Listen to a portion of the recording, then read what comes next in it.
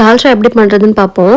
தூர் தாலையும் சன்னா தாலையும் தண்ணி ஊற்றிட்டு மஞ்சள்தூள் போட்டு ஒரு 3 to 4 விசில் போட்டு எடுத்துக்கோங்க. அப்புறம் ஒரு குக்கரில் மட்டன் வேக வைக்கிறதுக்கு ஒரு ஸ்பூன் ஆயில் ஊற்றிட்டு ginger garlic paste 2 table spoon போட்டுக்கோங்க. அதை மிக்ஸ் பண்ணிவிட்டு ஒரு ஸ்பூன் சில்லி பவுடர் ஆட் பண்ணிக்கோங்க. அதையும் மிக்ஸ் பண்ணிவிட்டு வாஷ் பண்ணி வச்சுருந்த மட்டன் எல்லாத்தையும் ஆட் பண்ணிவிடுங்க.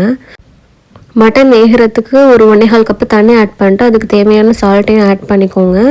ஒரு 4 விசில் விட்டு எடுத்துக்கோங்க. நெக்ஸ்ட்டு ஒரு பேனில் 2 ஸ்பூன் ஆயில் ஊற்றிட்டு எல்லா ஸ்பைசஸும் ஆட் பண்ணிக்கோங்க. அப்புறம் வெங்காயமும் பச்சை மிளகாவையும் ஆட் பண்ணி நல்லா மிக்ஸ் பண்ணிக்கோங்க. நெக்ஸ்ட் ஜிஞ்சர் கார்லிக் பேஸ்ட் ஒரு 2 டேபிள் ஸ்பூன் போட்டு நல்லா மிக்ஸ் பண்ணிக்கோங்க. தக்காளி ஆட் பண்ணிவிட்டு உருளைக்கிழங்கும் கத்திரிக்காயும் போட்டு நல்லா மிக்ஸ் பண்ணிக்கோங்க.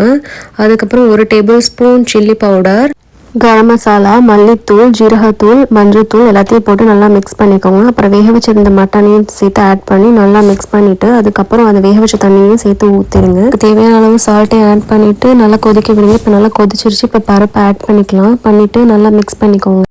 இந்த ஸ்டேஜில் மாங்காய் ஆட் பண்ணிக்கோங்க. அப்புறம் அரைச்சி வச்சுருக்க தேங்காய் பேஸ்ட்டையும் ஆட் பண்ணி நல்லா மிக்ஸ் பண்ணிக்கோங்க. இது கொஞ்சம் கெட்டியாக இருக்குது, தண்ணி அட்ஜஸ்ட் பண்ணிக்கலாம். இப்போ புளிக்கு அரைச்சி வச்சுருக்கேன், அதையும் ஆட் பண்ணிட்டு தேவையான அளவு தண்ணி ஊற்றிக்கோங்க. ரொம்பவும் தண்ணி ஆகிட வேணாம், கெட்டியாகவும் இருக்க வேணாம், அட்ஜஸ்ட் பண்ணிக்கோங்க. அப்புறம் நல்லா கொதிச்சதுக்கப்புறம் மேலே கருவேப்பிலை போட்டு பெருஞ்சீரகத்தூள் போட்டுட்டு ஃபைனலாக மல்லிக்கீரையை போட்டு நல்லா ஒரு 5 மினிட்ஸ் கொதிக்க விட்டு இறக்குனீங்கன்னா சுவையான தால்ச்சா ரெடி. நெக்ஸ்ட் வீடியோவில் பார்ப்போம். பாய்.